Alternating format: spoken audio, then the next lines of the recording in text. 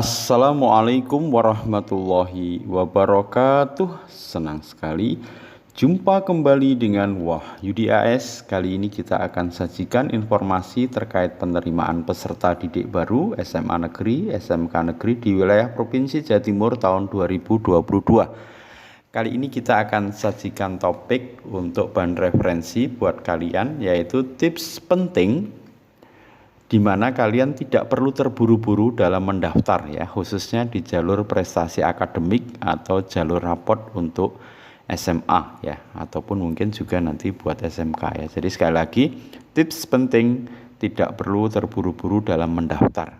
Nah, coba disimak sehingga nanti bisa menjadi bahan pertimbangan buat kalian ya. Ingat bahwa infografis PPDB Jatim 2022 untuk jalur prestasi akademik SMA itu akan dibuka pada tanggal 25 dan 26 Juni tahun 2022 ini ya, dengan kuota 25%. Oleh karena itu kalian bisa optimalkan untuk bisa nanti lolos diterima di SMA Negeri lewat jalur prestasi akademik atau jalur raport ya. Oke, ini sajian tips sebelum mendaftar ya. Mudah-mudahan dengan tips ini kalian bisa lebih jernih dalam memilih kapan menentukan memilih dan SMA negeri mana yang kalian pilih, sehingga peluang kalian untuk bisa diterima menjadi cukup besar ya. Yang pertama, sekali lagi, tidak perlu terburu-buru dalam mendaftar ya. Kenapa tidak perlu terburu-buru dalam mendaftar?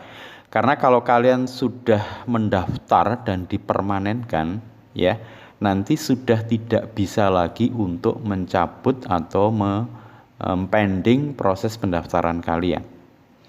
Jadi sekali lagi, kalau kalian misalkan sudah mendaftar dan dipermanenkan, artinya sudah disubmit ya, sudah klik, maka setelah itu kalian sudah tidak bisa lagi mencabut atau membatalkan proses pendaftaran kalian. Sehingga tips yang pertama yang perlu kalian ingat, tidak perlu terburu-buru dalam mendaftar. Yang kedua, ini sangat penting ya. Lakukan observasi atau pengamatan dari pergerakan pendaftar khusus di SMA negeri yang menjadi rencana yang akan kalian pilih ya. Jadi di SMA negeri yang akan rencananya kalian pilih ya, baik itu kalian menentukan nanti di pilihan pertama, pilihan kedua, dan pilihan ketiga, pastikan kalian melakukan observasi atau pengamatan dari para pendaftar ya. Karena di situ nanti yang akan disajikan adalah para pendaftar yang diterima sesuai dengan pagu, tentunya pada kondisi existing atau sementara saat itu ya.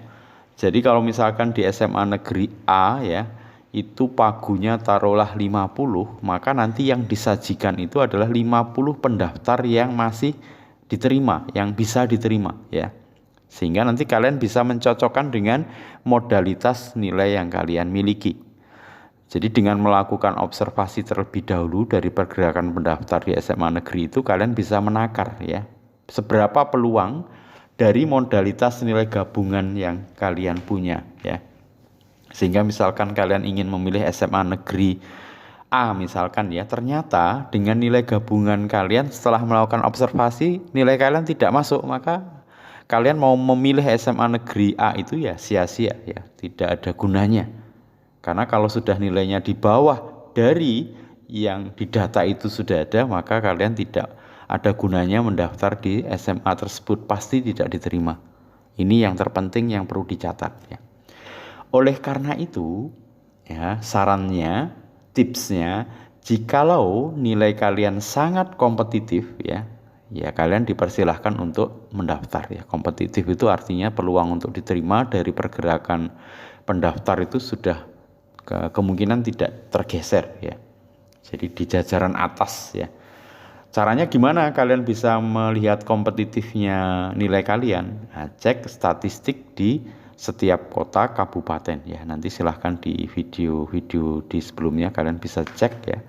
Caranya untuk ngecek seberapa kompetitif nilai kalian. Jadi misalkan di kota tertentu, misalkan nilai di atas 95 ada berapa orang ya. Sementara kalian memilih di SMA negeri mana. Nah, itu bisa untuk memungkinkan peluang kalian bisa diterima atau tidak bisa kalian ukur ya. Jadi jika nilai kalian sangat kompetitif, silahkan mendaftar. Tentu di SMA negeri yang memungkinkan diterima. Jadi kalau misalkan kalian menyatakan sangat kompetitif, tapi di SMA negeri yang mau kalian pilih itu ternyata nilai kalian sudah tidak masuk, ya jangan memilih karena sia-sia ya. Terakhir, jika nilai gabungan kalian kurang kompetitif, tunggu hingga jam-jam akhir untuk mendaftar ya. Kenapa disarankan di jam-jam akhir? Ya biar kalian ketika memilih SMA negeri yang mau kalian pilih itu betul-betul masih mungkin masuk nilai kalian.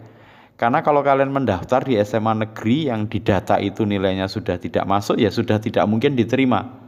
Nah, sehingga kalau memang kalian keinginannya masuk di SMA negeri, setelah itu ya cari di jam-jam akhir itu SMA negeri yang mana yang masih mungkin nilai kalian diterima ya.